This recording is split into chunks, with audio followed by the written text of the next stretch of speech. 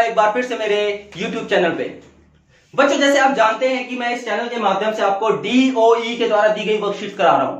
तो आज की जो वर्कशीट हमारी क्लास 9 की वर्कशीट नंबर 39 है, chapter number 9, force and law of motion. बच्चों, हम बात करते हैं अगर force and law of motion में, जो आज का हमारा है लॉज ऑफ मोशन हम पढ़ेंगे। हम देखेंगे 3 लॉ ऑफ मोशन है, first law of motion, second law of motion and third law of motion.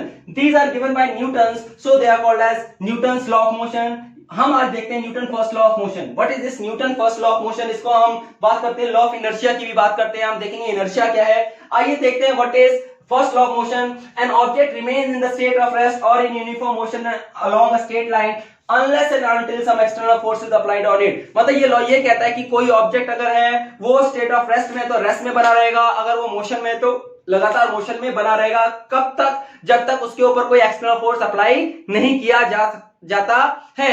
हमने देखा आपके पास ये डस्टर है, डस्टर हमने देखा आपको हथेली पे रख दिया। अब ये जीवन भर ये डस्टर ऐसे ही पड़ा रहेगा जब तक इसके ऊपर कोई फोर्स लगाया नहीं जा रहा। अगर हम इससे फोर्स लगाते तभी इसकी में मोशन होती है। तो हमने पहली बात कर ली कि अगर स्टेट ऑफ रेस्ट में तो वो रेस्ट में बना रहेगा।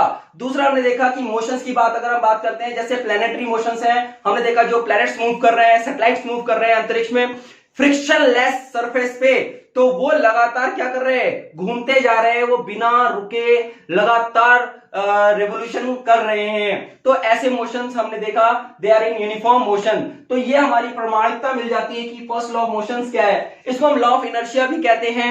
आइए सबसे पहले हम जानने का प्रयास करें ये इनर्शिया है क्या। इनर्शिया है क्या? It is the natural tendency of the body to resist the change in the state of uniform motion और रेस्ट। हमने देखा कि एक नेचुरल टेंडेंसी होती है किसी भी बॉडी की टू रेजिस्ट द चेंज, मतलब अगर वो स्टॉप है तो वो रेजिस्ट मतलब चेंज। चेंज क्या होगा? मोशन में आने के लिए, या मोशन में तो रेस्ट के लिए। तो बात आ गई, it is a natural tendency of a body to remain at rest और in continuous motion until and unless some external force is applied on it। मतलब वो अगर बॉडी रेस्ट में तो रेस्ट में बनी रहेगी, मोशन में बनी रहेगी। कब तक? जब तक उसके ऊपर कोई एक्सटर्नल फोर्स अप्लाई नहीं होता है। इसको हम लॉ ऑफ इनर्शिया कहते हैं या इनर्शिया कहते हैं। इनर्शिया क्या हो गई? इसकी नेचुरल टेंडेंसी हो गई। अब हमने देखा कि जो इनर्शिया है वो डायरेक्टली आपका डिपेंड करता है मास के ऊपर। कैसे करता है? हमने देखा जो इनर्शिया है directly proportional to the mass है।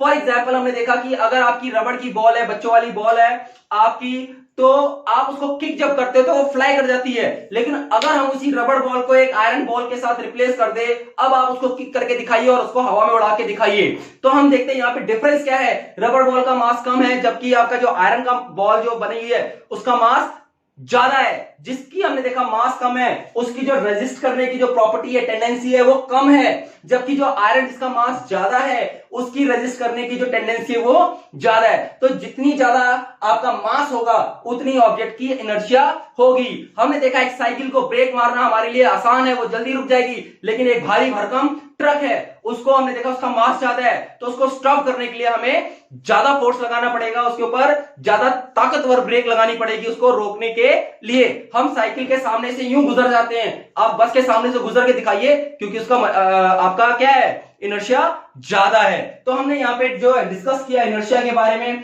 How inertia is related with mass. आपकी वर्कशीट में कुछ एग्जांपल्स दिए हैं रिलेटेड टू इनर्शिया। मैं आपको पढ़ के दिखाना चाहूंगा क्या क्या दिया हुआ है। एक तो इनर्शिया के बारे में ये बात बोली है, every object oppose the change in its state of motion, it tends to remain in the state of rest और मोशन। दूसरी बात ये, the mass of the object is measured by the inertia.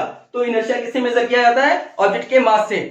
Heavier object will have larger inertia, जैसे हमने अभी discuss किया, जो heavier object है उनका इनर्शिया क्या होगा? ज्यादा होगा। And the lighter object due to which we need apply more force, तो जिसका मास ज्यादा, इनर्शिया ज्यादा, उसको ज्यादा फोर्स लगाना पड़ेगा उसको मूव करने के लिए। जैसे हमने आपको कहा कि आपको ट्रक को रोकने के लिए ज्यादा फोर्स लगाना पड़ेगा, जबकि साइकिल को रोकने के लिए कम फोर्स लगाना पड़ेगा।